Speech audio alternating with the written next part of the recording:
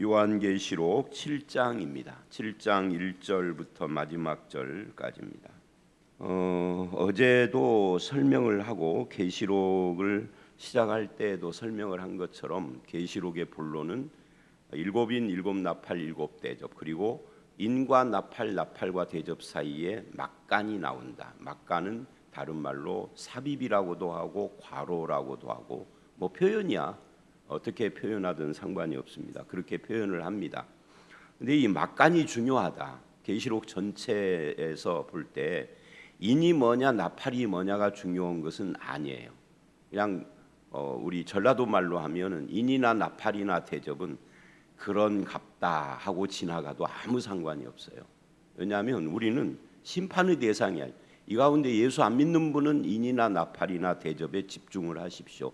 내가 받을 심판이 뭔가, 내가 받을 재앙이 뭔가이니까요. 근데 우리는 예수 믿는 사람이라면 그거보다 이런 세상, 인, 나팔, 대접, 재앙이 막 쏟아지는 이런 환란의 세상에서 나라는 존재는 누군가, 그리고 나는 무엇을 위하여 이 땅에 있는가, 내 사명과 가치는 뭔가, 이런 것이 훨씬 더 중요한 거죠. 근데 그걸 말하는 것이 이 막간입니다. 7장에서 바로 그 이야기를 이제 하는 거고요. 이제 8, 9장에 나팔 이야기가 나오면 10장부터 14장이 또 그런 이야기를 합니다. 이 10장부터 14장은 7장은 내가 누군가라고 하는 나의 어떤 신분, 정체성에 대한 이야기라면 10장부터 14장은 그런 부분도 있지만 그것과 함께 나는 무엇을 위하여 이 땅에 존재하는가 하는 것을 이야기하는 사명적인 내용이 나오는 거죠. 여기서 나는 개인 성도일 수도 있고요, 또는 그리스도의 몸으로서의 교회를 말하기도 합니다. 그것이 훨씬 더 중요하고, 그렇게 해서 15, 16장에서 이제 재림으로 나팔 대접 재앙이 재림으로 끝난 뒤에는 두 도시 이야기를 한다. 이 두 도시 이야기도 마찬가지예요. 우리는 17, 18장에서 큰 음녀 바벨론, 그 음녀의 정체 뭐 이런 거 책도 쓰고 어떤 사람들이, 그러면 저는 20대 초반 때 그런 책을 읽으면서 막 두렵기도 하고요. 이 음녀 세상 하면서 이제 세상을 바라보는 눈이 굉장히 이제 심각해지는 거예요. 근데 사실은 성경의 목적은 큰 음녀 바벨론이 누구냐가 아니에요. 그 큰 음녀 화려한 그 바벨론이 결국은 멸망한다가 초점이고, 그리고 19장서부터 어린 양의 혼인잔치, 교회는 뭐냐, 성도는 누구냐, 이게 22장까지. 그러니까 분량도 훨씬 그쪽이 많고 초점도 그쪽인데 우리는 이상하게 분량도 적고 초점도 아닌 것에 더 관심이 있어요. 왜냐하면 신기하니까. 여러분, 신기한 것이 중요한 것이 아니에요. 성경이 뭘 말하고자 하느냐가 중요해요. 여러분, 이렇게 나보고 대화를 할 때 상대편이 내가 말하려는 핵심만 캐치를 않고 자꾸 대화를 하면 되게 아이고 이 답답하 막 그러잖아요. 좀 바르게 좀 똑바로 좀 들어봐. 내 말이 그게 아니고 그러잖아요. 그래도 끝까지 못 알아들어. 딴 말만 해. 그러면 그 다음부터는 그 사람하고 안 만나야지. 그죠? 성경도 똑같아요. 하나님께서 야, 너는 6장에 굉장히 관심이 많은 것 같은데 내가 진짜 하려고 하는 것은 그런 세상에서 누구냐인 7장이야 라고 하신단 말이죠. 자, 그래서 이 일 후에 내가 보니에요. 계시록의 특별한 그런 표현, 본 것을 기록했다. 이 일 후에 4장 1절에서도 나왔죠. 이 일 후에 내가 보니. 4장 1절을 휴거라고 하면 여기는 뭐라고 할 거예요? 그러니까 아니다. 이 일 후에라는 것은 본 순서를 말하지 역사 시간의 순서가 아니다. 자, 그건 그 정도로 지나갑니다. 그럼 뭐를 받느냐 하는 거예요. 이런 이야기예요. 이제 7장 전체는 간단하게 말하면 14만 4천 하나님께 입맞은 자와 흰 옷 입은 큰 무리들. 14만 4천은 뭐고 흰 옷 입은 큰 무리는 뭐냐 이거예요.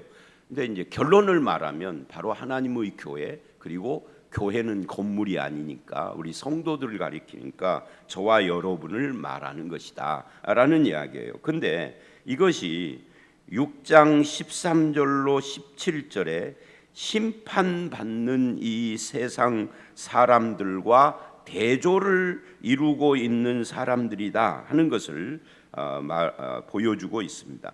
이 14만 4천이 나오는 곳은 항상 바로 직전에 심판받는 이 세상 사람과 대조를 해요. 이 이야기가 나중에 13장 끝에 666 이야기와 14장 앞에 또다시 입맞은 14만 4천 이야기가 나오면서 대조를 하는 것과 같습니다. 그러니까 14만 4천이 계시록에 2번 나오는데 여기와 그리고 14장이에요. 외우기도 쉽죠. 7 곱하기 2는 14니까. 그러니까 13장은 666으로 끝나는데 바로 이어서 입맞은 자, 666도 인 이야기 나오잖아요. 그리고 이어서 입맞은 자, 저인 맞은 자냐 이인 맞은 자냐예요. 그래서 제가 그런 이야기를 하죠. 여러분 앉은 자리에서 이마나 오른손을 이렇게 보십시오. 저는 이제 늙어가면서 이런데 뭐가 많이 나서 오돌토돌하기는 해요. 그런데 이제 그거 감안을 하고 만져보십시오. 인이 만져집니까? 옆 사람을 보십시오. 보입니까? 14만 4천인 구원받은 자의 인이 눈에 안 보이고 손에 안 만져지는데 왜 666은 왜 보인다고 자꾸 그러냐고. 어떤 물질을 주입한다고 자꾸 그러는 이유가 뭐냐고. 이게 그러니까 대화를 아까 말했잖아요. 대화를 하는데 말이 안 통하는 사람하고 똑같은 거예요. 아니 14만 4천 바로 이게 성경이 장이라는 거 인간이 나눈 거라 원래는 성경에 장이 없는 거거든요. 그러면 바로 앞절에서 인 이야기하고 바로 뒷절에서 14만 4천 이런 이야기였는데 이것을 분리해서 생각하느냐고. 인이라고 하는 의미에서 같이 봐야지. 이인이냐 저인이냐만 틀린 거죠. 이인 저인. 우리 교회 이인 장로님이 계시는데 디스입니다. 그러니까 다시 여기 보면은 그래서 7장이 바로 14만 4천과 흰옷 입은 큰 무리 이야기를 한다. 이것은 6장 12절로 17절 심판받는 이 세상 사람들과 대조되는 구원받은 사람들을 이야기를 하는 것이다. 그래서 세상의 환난과 심판 중에 그 세상을 사는 교회와 성도는 누구며 우리는 무엇을 해야 하는가를 보여주는 것이 막간이다. 근데 이제 1절을 다시 보면 이 일 후에 내가 보니 내 천사가 땅 내 모퉁이에 선 것을 보니 땅의 사방의 바람을 붙잡아 바람으로 하여금 불지 못하게 하더라. 자, 1절에서 4라는 숫자가 3번이나 나왔어요. 요한계시록에는 숫자가 참 많이 나옵니다. 근데 요한계시록의 숫자들을 쭉 정리를 한 사람이 있어요. 뭐 그거 사실은 숫자에 너무 집착할 필요는 없어요. 그냥 기본적인 것만 알면 돼. 7은 완전을 말한다. 천도 완전을 말한다. 전년왕국 할 때 7과 천은 완전을 말을 해요. 12는 구약과 신약의 하나님의 백성하고 어떤 모종의 관계가 있는 숫자다 하는 거. 그리고 사는 뭐냐라고 할 때 이 사는 동서남북하고 관계가 되잖아요. 세상을 가리키는 숫자예요. 그러니까 이게 땅의 사방의 그러잖아요. 사방 동서남북. 이게 땅의 그랬어요. 그러니까 땅을 이야기를 하는 겁니다. 땅은 뭐죠? 세상이죠. 또 이렇게 말을 하죠. 내 천사가 4명만 되겠어요? 400명도 되고 4,000명도 되고 4만 명도 되겠지. 근데 그중에 왜 넷이라고 그러냐면 이게 세상과 관계되는 땅의 네 모퉁이가 어디 있어요? 둥근데 지구는 공 같은데 모퉁이가 어디 있겠어요? 이거 전부 다 상징적인 표현이란 말이죠. 세상을. 그러니까 뭐예요? 하나님이 파송한 천사가 세상에서 어떤 바람이 불지 못하도록 바람을 또 어떻게 붙잡아요? 이것도 상징이란 말이죠. 그러니까 제가 왜 상징이라는 말을 하느냐면 자꾸만 이걸 문자로 보려고 하면 안 된다. 문자로 보는 사람들은 대체로 두 종류의 하나는 이단이든지 아니면은 우리 1장을 때 봤던 세대주의자든지 둘 중에 하나입니다. 근데 읽어보면은 이건 문자적인 해석을 할 수가 없어요. 내 모퉁이가 땅에 어디 있으며 바람을 잡았다라는 것이 이게 도대체 문자적으로는 맞지 않는 상징인데, 어떤 상징이냐? 세상에 바람을 불지 못하도록 하나님께서 뭐 했다는 거예요?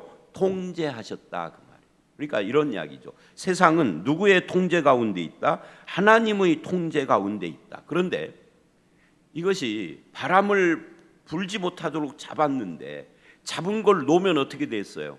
바람이 불겠죠. 바람이라는 것은 환란을 이야기를 하는 겁니다.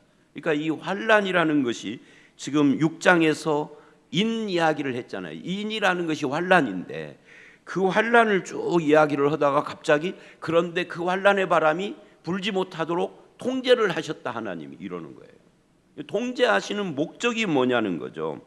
목적이 이제 2절서부터 나오는데 이렇게 이야기를 해요. 2절과 3절을 보면 또 다른 천사가 나와요. 내가 봄에 계속 본다는 이야기를 하죠.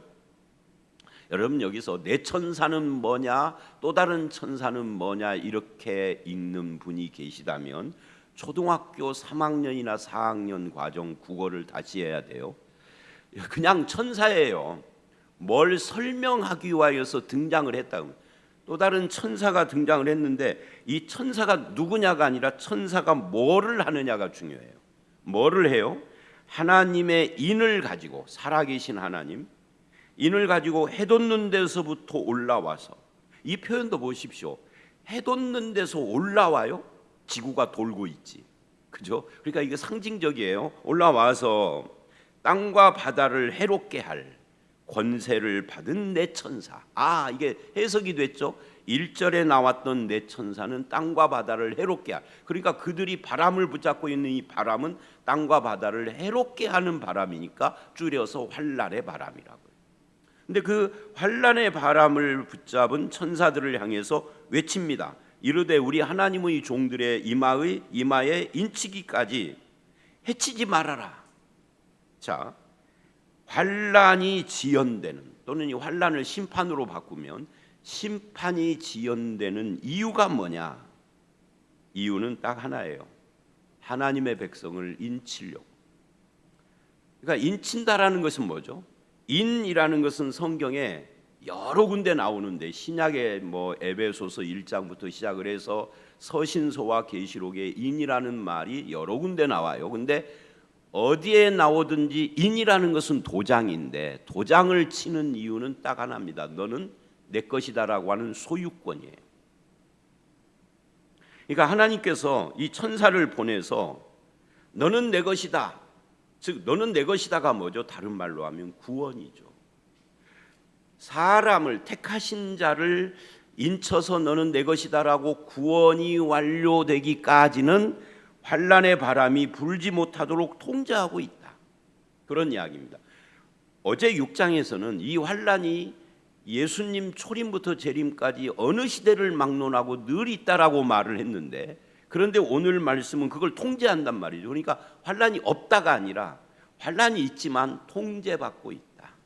환란조차도 하나님이 구원하려고 하는 사람들의 구원을 완료하기까지 방해할 수 없다. 이것을 지금 이야기를 하는 겁니다. 그러면 인을 쳐서 구원을 하는데 그 인침받은 자의 수를 들어서요. 그게 뭐예요? 4절이죠. 사실 우리는 인침받은 자의 수가 별 관심은 없습니다. 그렇잖아요. 내가 구원받았는가, 이것이 더 중요하죠. 숫자가 그렇게 중요한 건 아니에요. 그런데 성경이 숫자를 이야기를 해요. 숫자를 이야기하는 이유가 있겠죠. 자, 인침받은 자의 수를 들었는데 그게 14만 4천입니다. 소유권, 인이라는 건 소유권일 뿐만 아니라 이 사람들을 보호하겠다는 하나님의 의지도 있는 거예요. 그런데 그 수가 이래요. 이스라엘 자손의 각 지파 중에서 인침받은 자들이 14만 4천이에요.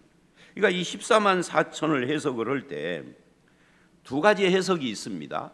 하나는 14만 4천이라는 것이 12 곱하기 12 하면 144거든요. 거기에다가 1000을 곱하면 14만 4천이에요. 그래서 1000이 완전수니까 계시록에서 이 완전한 하나님의 구원받은 백성, 즉 하나님이 택한 구원하기로 작정한 모든 완전한 주의 백성이 다 구원받는다는데 이것이 뭐예요? 이스라엘 자손의 각 지파 중에서예요. 그러니까 이게 어떻게 되느냐라고 하는 것을 5절서부터 8절이 설명을 하는데 지파들이 쭉 나오죠. 유다 지파 중에서 인침받은 자가 1만 2천이요. 그러니까 1만 2천, 이 1만 2천을 12로 곱하면은 14만 4천이에요. 그래서 이 14만 4천의 해석이 둘이라고 아까 제가 말했잖아요. 하나는 신구약 성경 12 곱하기 12 이렇게 해서 신구약 성경의 모든 아담서부터 재림 때까지 구원받은 사람의 총수를 상징적으로 나타냈다. 이게 첫 번째 해석이라면 뭐 그 말도 뭐 틀린 것이 아니에요. 그런데 이런 해석이 있죠. 이거는 이스라엘 중에 구원받은 사람이다. 왜? 여기 이스라엘 각 자손의 각 지파 중에서 인침받은 자들이라고 했고 5절서부터 8절은 지파 이름까지 등장을 시키니 이건 이스라엘 중에서 이스라엘의 구약의 이스라엘만이냐 신약 시대의 이스라엘도 포함하느냐 그건 이 본문이 말하지 않아요. 그냥 이스라엘 중에서예요. 이 해석도 옳아요. 자, 두 번째 해석이 옳다라고 하면 그러면 9절에 2일 후에 내가 보니 또 장면이 바뀌었어요. 아무도 능히 셀 수 없는 큰 무리가 흰 옷 입고 나옵니다. 이들이 누구냐라고 하면은 이게 각 나라와 족속과 백성과 방언에서예요. 그러니까 이스라엘 이외에 전 세계 여기 각 나라와 그랬어요.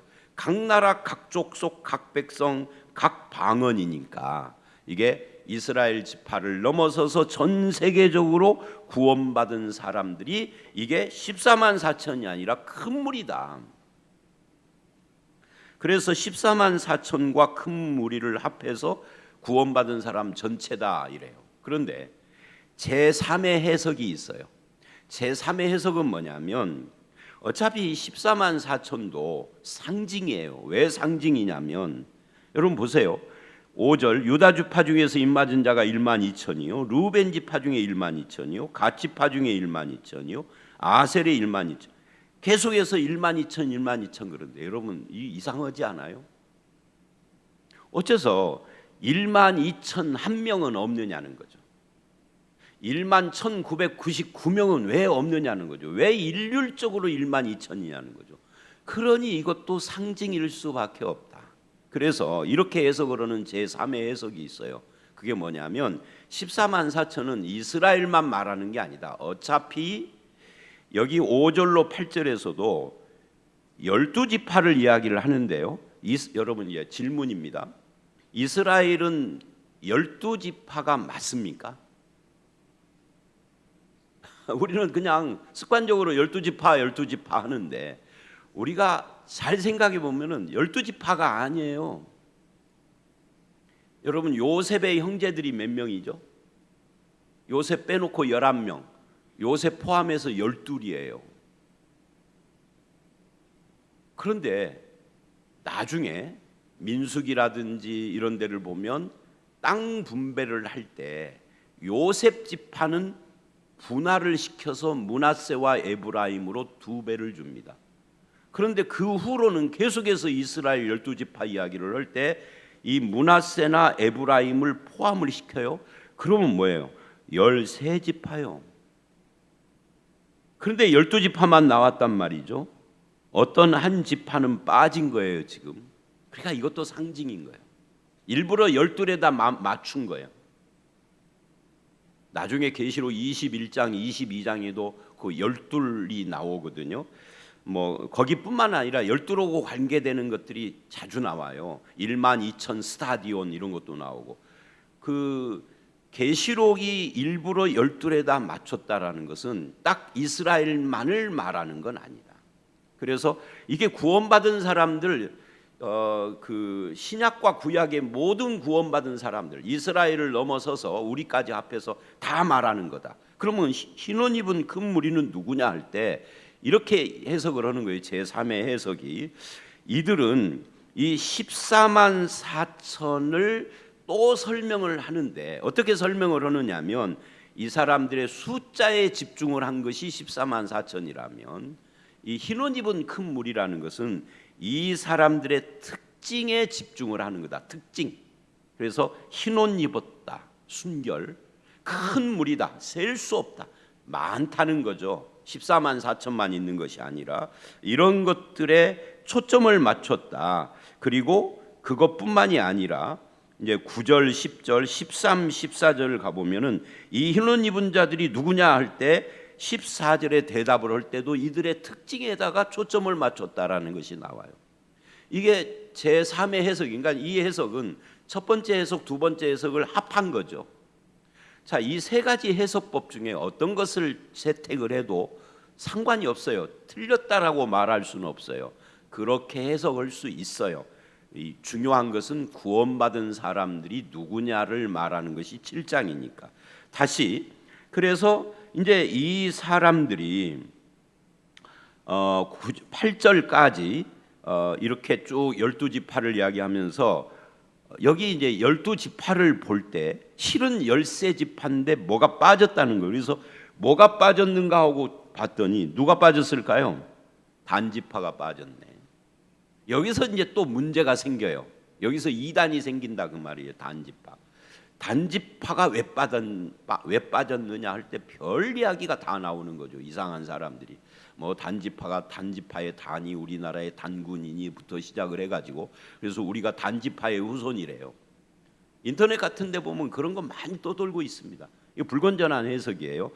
왜 빠졌을까요? 12에다 일부러 맞힌 거예요. 일부러. 그래도 그렇지 레위 지파를 빼든 유다 지파를 빼든 다른 지파를 뺄 수도 있지 않나. 이 구약에 보면 단지파가요 북쪽으로 이동을 해요. 하나님 주신 땅에서. 그리고 북쪽으로 이동을 하고 사사시대에 단지파가 나오고 어쩌고 하다가 갑자기 구약의 역사서 속에서 단지파가 조용히 사라져 버렸어. 그것을 반영을 한 겁니다.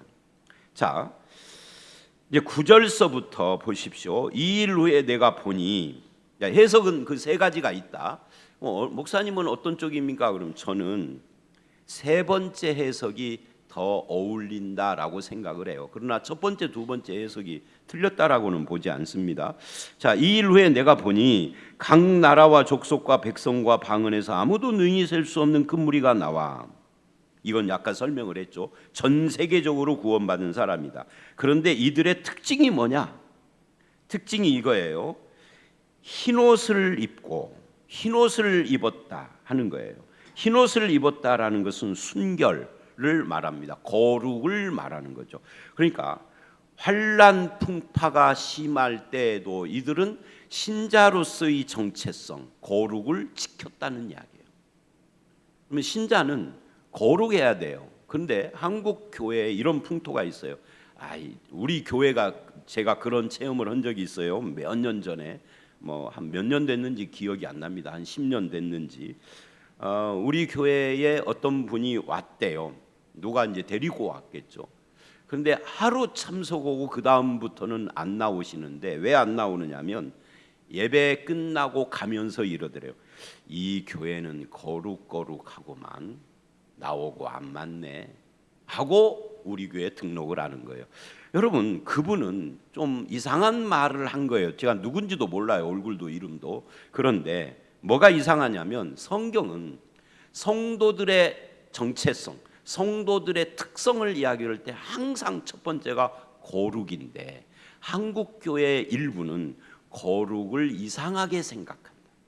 거룩을 오해한다. 거룩을 우리 나하고는 성질이 안 맞는 것으로 생각하는 사람이 있다. 그런 거고 상관없이 모든 성도는 거룩해야 돼. 성도라는 말의 성자가 거룩이라는 말의 세인트. 자, 그래서 이 흰옷을 입었다는 것은 순결, 거룩을 이야기. 이게 특징이다. 손에 종려가지를 들었다. 이 종려가지를 들었다라는 것은 승리이기도 하지만 기쁨을 이야기를 하는 겁니다. 그래서 예수님 입성할 때도 종려가지를 들고 환영을 한 것처럼 그런 걸 말하는 겁니다. 환난 풍파 속에서 승리한 성도들인 거죠. 승리가 뭐예요? 이기는 자. 2장 3장에서 본 것처럼 신앙을 지킨 거예요. 거룩하고 신앙을 지켜서 이들이 큰 소리로 외치는 겁니다. 뭐라고 외쳐요? 구원하심이 하나님과 어린 양에게 있도다. 이 복음송 여기서 나온 거 있죠. 우리의 구원은 어디서 나와요? 하나님 아버지와 어린 양으로부터 나온다. 여기 성령으로부터 나온다라고 하지 않아요. 하나님과 어린 양이라고 합니다. 성령은 그럼 뭐 하는 거죠? 하나님과 어린 양으로부터 주어지는 구원을 우리에게 가져다 주시는 분이 성령인 거죠. 자, 어쨌든 그렇게 찬양을 해요. 그러니 11, 12절 모든 천사가 화답을 합니다. 모든 천사가 보좌와 장로들과 네 생물이 주위에 서 있다가 보좌 앞에 엎드려 얼굴을 대고 하나님께 경배하여 아멘. 뭐의 아멘인 거예요? 구원하심이 하나님과 어린 양에게서부터 나온다. 어린 양에게 있다 하자 아멘. 찬송, 영광, 지혜, 감사, 존귀, 권능과 힘, 우리 성도들이 바라는 모든 것들이 하나님께 영원토록 있을지어다 아멘이요. 그러니까 여러분, 찬송은 누구에게 돌려져야 돼요? 하나님께. 뭐 옛날에 그런 거 유행한 적이 있죠. 우리 목사님이 좋아하는 찬송. 그거 사실 찬송이 아니에요. 장난한 거죠. 찬송은 하나님께, 영광도 하나님께. 자, 우리 영광의 박수를 그러고 하나님께 올리는 것까지는 좋은데 영광을 인간에게 돌리는 경우가 많아요. 박사학위 받고 책을 쓰신 우리 목사님께 박수. 여러분, 박수 함부로 교회에서는 하는 거 아니에요. 예식장에서 결혼할 때 박수는 아무 때나 쳐도 돼. 교회에서는 하나님 말고 영광 받을 존재가 없어. 지혜, 감사 다 마찬가지입니다. 존귀도 하나님, 권능과 힘도 하나님께 있는 겁니다. 우리에게 있는 게 아니에요. 나는 능력자가 아니에요. 어떤 인간도 능력을 스스로 가진 자는 없습니다. 아멘 하고 천사가 화답을 한 거예요. 자, 그러자 13절 장로 중에 하나가 응답하여 이 흰옷 입은 자들이 누구며 어디서 왔느냐 하고 물어요. 그 요한이 내 주여 내가 어떻게 알아요? 당신이 알지 라고 했더니 물은 분이 질문한 장로가 이래요. 이는 큰 환난에서 나오는 자들인데, 환난이 뭐였죠? 6장에 나왔죠. 그 환난에서 나오는 자들인데 어린 양의 피에 그 옷을 씻어 희게 하였느니라. 흰옷의 이야기를 하는 겁니다. 흰옷이 뭐냐 하면은, 흰옷이 거룩이라는 것은 이러는 거예요. 우리는 거룩을 이렇게 착각을 하는 거예요. 한국교회 또다시. 제가 한국교회 말하는 것은 제가 미국 교회를 모르니까, 어느 교회에서는 옛날에 80년대 90년대까지 검정색이나 곤색 양복, 속에는 흰색, 색깔이 없는 와이셔츠, 그리고 검정색이나 곤색이나 뭐 이런 계통의 넥타이 이외에 매면은 쫓겨나요. 부목사들이, 전도사들도 그렇고. 8, 90년대까지는 전국 교회가 거의 다 그랬고, 그러다가 이제 2000년대 분위기가 바뀌어서 담임 목사도 빨간 것도 메고 오고 얼룩덜룩한 것도 오고, 속에 뭐 우리 교회처럼 여름이 되면은 무슨 차이나 칼라도 있고, 이제 분위기가 좀 달라졌지만 지금도 그걸 고집하는 교회가 있을 정도로. 근데 그건 거룩이 아니에요. 그런 걸 거룩이라고 하는 것은 잘못된 겁니다. 거룩이라는 것은 어떻게 이루어지느냐면 어린 양의 피에 옷을 씻어. 꼭 옷만 말하는 거예요. 옷은 상징입니다. 이 신분을 이야기하는 겁니다. 옷은. 그래서 어린 양의 피에 씻어 희게 되는 것이 거룩이에요. 그리고는 그렇게 어린 양의 피에 씻어서 구원받은 사람은 이제부터 나는 인침받은 주님의 것이다. 거룩이 뭐죠? 거룩을 사전적으로 해석하면 구별됐다예요. 뭐에 구별됐다는 거죠? 전에는 세상에 속했으나 이제는 하나님께 속한 하나님의 것으로 내가 구별됐다. 이게 거룩이거든요. 점잠 빼는 것이 거룩이 아니에요. 양복 입은 것이, 어떤 분이 그러더라고. 우리 교회 와가지고 제일 먼저 놀랬던 것이 목사님이 여름에 반바지를 입고 교회 왔더래. 아니 더운데 반바지 입지, 그것도 예배 시간도 아닌데, 그죠? 근데 목사는 여름에 40도가 올라가도 양복 입고 넥타이 매는 것이 거룩이라고 착각하는 거예요. 이 본문은 그게 아니라는 거예요. 어린 양의 피에 씻어 내가 주님의 것이다라고 하는, 주님의 것으로 살아가는, 이걸 거룩이라고 해요. 그러자 그들이 하나님의 보좌 앞에 있고 그 성전에서 밤낮 하나님을 섬김에 보좌에 앉으신 이가 그들을 위해 장막을 쳤다. 장막을 쳤다. 이게 임마누엘을 말하는, 이건 21장에 또 나와요. 하나님이 옷을 씻어 희게 된 인침받은 자들과 영원히 함께 산다. 그들이 다시는 줄이지도 않고, 이거 21장 1절 이하를 보면 세루살렘 특징을 말할 때 비슷한 이야기를 합니다. 목마르지도 않고 해나 아무 뜨거운 기운에 상하지도 않. 왜? 이는 보좌 가운데 계신 어린 양이 그들의 목자가 되사 인도하시고 눈물을 씻어주니까. 자, 오늘 말씀은 결국 이런 이야기입니다. 저와 여러분이 바로 이 9절서부터 17절이 말하는 이 셀 수 없는 큰 무리, 그 14만 4천에 끼어 있는 입맞은 하나님의 소유가 된 그 존재가 우리들이다. 그렇다면 우리의 삶은 하나님 앞에 흰옷을 입고 순결한 거룩한 삶을 살아야 하고, 우리의 목자 되신 주님과 동행하는 삶을, 장막친 임마누엘의 삶을 살아야 되고, 주님은 우리를 위로해 주실 거예요. 눈물을 씻어 주시고. 우리는 뭐예요? 감사와 찬송과 영광과 지혜를 하나님께 돌리는 삶을 사는 것이죠. 이것이 성도의 삶이다. 신분과 삶을 이야기를 한 겁니다. 저와 여러분이 그런 믿음의 삶을 살아가시고 항상 믿음으로 승리하시는, 환난 가운데서도 믿음으로 승리하는 저와 여러분들이 되시기를 주의 이름으로 축원합니다. 함께 기도하겠습니다. 하나님 아버지, 환난 가운데서도 너는 내 것이라 인침받은 주님의 백성들의 수가 차기까지 환난의 바람을 통제하시는 하나님이신 것을 보여주었습니다.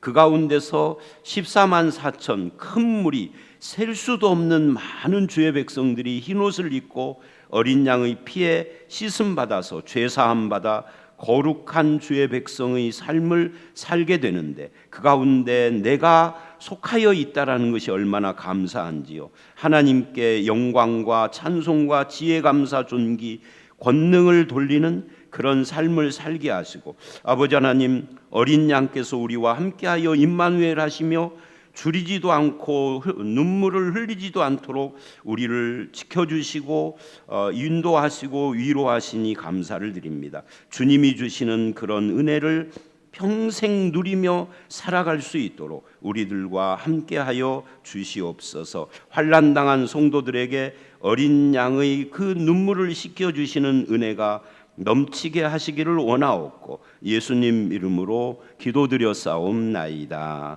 아멘.